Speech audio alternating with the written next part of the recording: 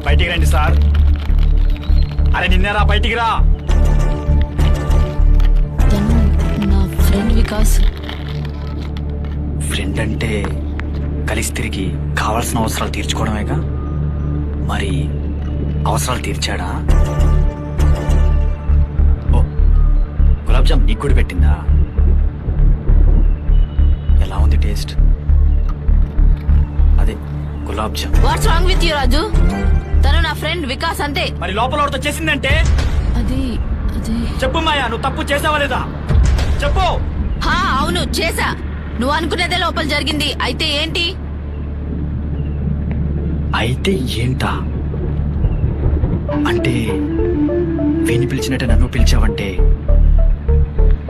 నేను కూడా ఫ్రెండ్ లాగేనా ఇంకేమైనా?